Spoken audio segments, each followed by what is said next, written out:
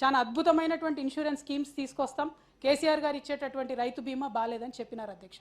మరి ఇవాళ ప్రభుత్వాన్ని క్వశ్చన్ చేస్తూ ఉన్నాం అధ్యక్ష, ఈ సంవత్సరానికి రైతు బీమా ఉన్నట్టా లేదా, ప్రభుత్వం నుంచి ప్రీమియం కట్టినరా కట్టలేదా, రైతు బీమా కాకపోతే అంతకన్నా మంచి స్కీమ్ ఏమన్నా ఇస్తున్నారా ఇస్తలేదా, తెలంగాణ రైతాంగానికి విస్పష్టంగా ప్రభుత్వం ఒక ప్రకటన చేయాలని చెప్పి కోరుతా ఉన్నాం అధ్యక్ష.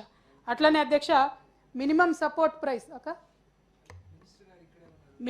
మినిమం సపోర్ట్ ప్రైస్ అధ్యక్ష మేనిఫెస్టోలో ఏం ప్రామిస్ చేసిరంటే అధ్యక్ష, వడ్లకు, పత్తికి, షుగర్ కేన్కి, టర్మరిక్కి, అన్ని పంటలకు మినిమం సపోర్ట్ ప్రైస్ ఇస్తామని చెప్పినారు అధ్యక్ష. అధ్యక్ష ఇది చాలా ఇంపార్టెంట్ విషయం అధ్యక్ష, తమరు కూడా రైతు నాయకుడు కాబట్టి ఒక విషయం ఆలోచన చేయాలి అధ్యక్ష. అన్నిటికీ మినిమం సపోర్ట్ ప్రైస్ ఇస్తామన్నారు.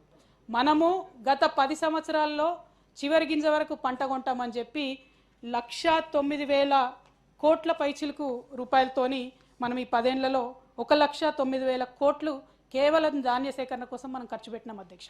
మరి ఇవాళ నిన్న మొన్న కాంగ్రెస్ పార్టీ నాయకులు అధ్యక్ష, సీనియర్ నాయకులు ప్రెస్ మీట్లు పెట్టి చెప్తా ఉన్నారు, మినిమం సపోర్ట్ ప్రైస్ కన్నా తక్కువ వస్తేనే బోనస్ ఇస్తారట అధ్యక్ష. మరి తక్కువ వస్తుంది అని అంటే ఎట్లా వస్తుంది అధ్యక్ష? ప్రభుత్వం కొనకపోతే కళ్ళం కాడ వచ్చి మార్కెట్ నుంచి కొనుక్కొని పోతే తక్కువ వస్తుంది. మరి మీరు కొంటారా కొనరా ఫస్ట్ అది చెప్పండి. మీరు కొంటారంటేనేమో రైతులు కళ్ళం కాడ అమ్ముకోరు, లేకపోతే అగ్గొకు అమ్ముకోవాల్సి వస్తుంది. అమ్ముకున్న తర్వాత బోనస్ ఏడికెళ్ళి ఇస్తారు, ప్రైవేట్ వాళ్ళు కొనుక్కపోయినాక మీకు లెక్కేడికెళ్ళి తెలుస్తుంది. దయచేసి ఆ విషయాన్ని విస్పష్టంగా చెప్పాలి. ఇవాళ తెలంగాణ రైతాంగం కన్ఫ్యూజన్లో ఉన్నది. మేము 10 ఏళ్లలో 1,09,000 కోట్లతోని ధాన్య సేకరణ చేసినాం అధ్యక్ష. కరోనా టైంలో కూడా కేసీఆర్ గారు చేసినారు, వారు చిత్తశుద్ధి నిరూపించుకున్నారు. మరి కాంగ్రెస్ పార్టీ బోనస్ విషయంలో ఒక విస్పష్టమైనటువంటి ప్రకటన ఇక్కడ చేయాలని చెప్పి మేము డిమాండ్ చేస్తూ ఉన్నాం అధ్యక్ష.